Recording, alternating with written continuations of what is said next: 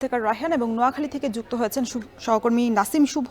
তবে শুরুতেই যেতে চাই ইফতেখার আপনার কাছে। ইফতেখার, এখন পর্যন্ত যাদেরকে আটক করা হয়েছে তাদেরকে কোনো মামলায় কি গ্রেফতার দেখানো হয়েছে কিনা, আর তাদের আদালতেও তোলার বিষয়ে কোনো তথ্য আছে কিনা আপনার কাছে?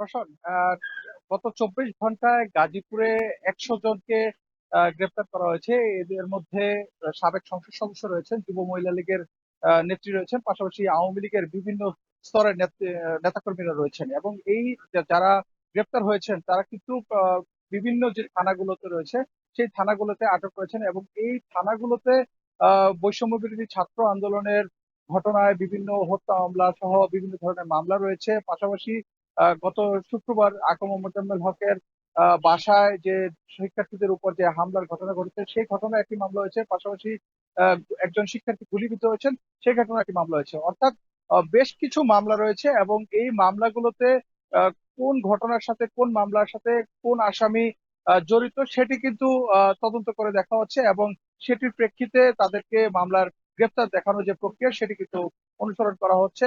কিছুক্ষণ আগে আমরা গাজীপুর মেট্রোপলিটন পুলিশের কমিশনার তার সাথে কথা বলেছিলাম। তিনি আমাদেরকে জানিয়েছেন যে বৈষম্য বিরোধী ছাত্র আন্দোলনের ঘটনা সহ যে কয়েকটি মামলা রয়েছে এবং বিভিন্ন থানায় যে মামলাগুলো রয়েছে সেই মামলাগুলোতে স্ব থানার যারা গ্রেপ্তার হয়েছে তাদেরকে গ্রেপ্তার দেখানো হবে এবং তাদেরকে আদালতের মাধ্যমে আজকে কারাগারে প্রেরণ করা হবে। পাশাপাশি যিনি সাবেক সংসদ সদস্য সিরাজগঞ্জের চয়ন ইসলাম, তার বিরুদ্ধে সিরাজগঞ্জের বিভিন্ন থানায় একাধিক মামলা রয়েছে, তাকেও সিরাজগঞ্জ আইনি প্রক্রিয়া শেষে সিরাজগঞ্জের জেলা পুলিশের কাছে হস্তান্তর করা হবে বলে জেলা পুলিশ সুপার জানিয়েছেন।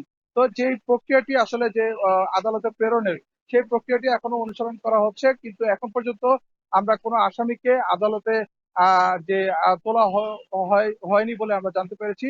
এবং সবকিছু মিলিয়ে বলা যায় যে গাজীপুরে যে যৌথ বাহিনীর যে অপারেশন ডেভিল হান্ট সেটি কিন্তু বেশ জোরালো ভাবে চলছে এবং আওয়ামী লীগের তৃণমূলের নেতাকর্মীরাও কিন্তু এর আওতায় গ্রেপ্তার হচ্ছেন। তো আমাদের আরেক সহকর্মী রয়েছেন নোয়াখালীতে, তার কাছে নাসিম শুভ, তিনি জানাবেন সেখানকার সবচেয়ে তথ্য। ইফতেখার, স্বরাষ্ট্র মন্ত্রণালয়ের ঘোষিত যে অপারেশন ডেভিল হান্ট তারই অংশ হিসেবে নোয়াখালীর যে বিচ্ছিন্ন দ্বীপ উপজেলা রয়েছে হাতিয়াতে অপারেশন ডেভিল হান্টের প্রথম দিনে নৌবাহিনী, কোস্টগার্ড এবং পুলিশের অভিযানে 7 জন গ্রেপ্তার হয়েছিল।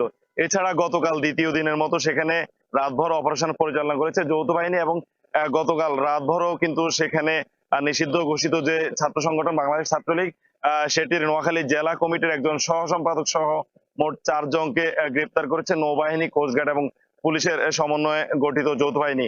এছাড়া কিন্তু নোয়াখালীর বাকি যে 8টি উপজেলা এবং 8টি থানা রয়েছে সেসব এলাকায় কিন্তু যৌথ বাহিনীর পক্ষ থেকে কাউকে গ্রেপ্তার করা হয়নি বলে কিন্তু আমরা পুলিশ সুপারের মাধ্যমে কথা বলে জানতে পেরেছি। তো আমি কথা বলেছি হাতিয়া থানার যিনি ভারপ্রাপ্ত কর্মকর্তা রয়েছেন তার সাথে। তিনি জানিয়েছেন গতকাল রাতভর হাতিয়াতে যে অভিযান পরিচালনা করা হয়েছিল সেখানে যে 4 জনকে গ্রেপ্তার করা হয়েছিল তারা প্রত্যেকেই পূর্বের বিভিন্ন ধরনের মামলার আসামি রয়েছেন এবং তাদেরকে আজ দুপুরে কিন্তু আদালতে তোলা হয়েছে এবং আদালতের পরবর্তী নির্দেশনা অনুযায়ী কিন্তু তাদেরকে কারাগারে পাঠানোর প্রয়োজনীয় ব্যবস্থা করা হবে বলে তিনি জানিয়েছেন এরা প্রত্যেকে কিন্তু পূর্বের বিভিন্ন হত্যা মামলা সহ বিভিন্ন ধরনের মামলার আসামি, যাদের বিরুদ্ধে বিভিন্ন সময় লুটতরাজ সহ বিভিন্ন ধরনের অভিযোগ রয়েছে। এছাড়া গত সপ্তাহে বৈষম্য বিরোধী ছাত্র আন্দোলনের হাতিয়ার যে বিক্ষোভকে কেন্দ্র করে তাদের উপরে গুলি বর্ষণের যে ঘটনা সেই ঘটনার পরপরে কিন্তু হাতিয়াতে অভিযান জোরদার করা হয়েছে।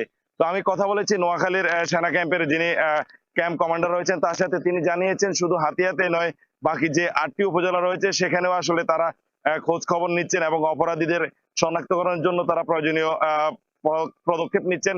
তিনি জানিয়েছেন বাকি 8টি উপজেলাতেও যারা আসলে অপরাধী রয়েছে এবং বর্তমান সরকারকে যারা ব্যর্থ করতে চায়, যারা এই স্থিতিশীল পরিবেশকে অস্থিতিশীল করার পায়তারা চালাচ্ছে তাদের বিরুদ্ধে কিন্তু যৌথ বাহিনীর এই অভিযান অব্যাহত থাকবে এবং এটি আরো জোরালো হবে। এবং তিনি সতর্ক করে জানিয়েছেন নোয়াখালীতে আসলে এখন পর্যন্ত পরিস্থিতি যে শান্ত রয়েছে, কেউ যদি এই শান্ত নোয়াখালীতে অস্থিতিশীল করার কোনো পায়তারা করে এবং কোনো চেষ্টা করে তাহলে কিন্তু তাদের বিরুদ্ধে তিনি ব্যবস্থা নেওয়ার যে আশ্বাস সেটিও জানিয়েছেন। তো যৌথ বাহিনীর হাতিয়ার যে অভিযান, এই অভিযানকে ঘিরে কিন্তু হাতিয়ার বৈষম্য বিরোধী ছাত্র আন্দোলন, নাগরিক কমিটি সহ বিভিন্ন রাজনৈতিক দলের নেতৃবৃন্দ যারা রয়েছেন তারা সাধুবাদ জানিয়েছেন এবং তারা বলছেন এই ধরনের অভিযান যাতে সন্ত্রাসীদের বিরুদ্ধে অব্যাহত থাকে। তো আমরা এখন রৌশন, এই ছিল আসলে নোয়াখালী থেকে যৌথ বাহিনীর যে অভিযান সেটি নিয়ে আমার কাছে এখন অব্দি সব শেষ। অপারেশন ডেভিল হান্টের বিষয়ে বিস্তারিত জানাতে আমাদের সাথে গাজীপুর থেকে যুক্ত ছিলেন সহকর্মী ইফতেখার রায়হান এবং নোয়াখালী থেকে যুক্ত ছিলেন নাসিম শুভ। এদিকে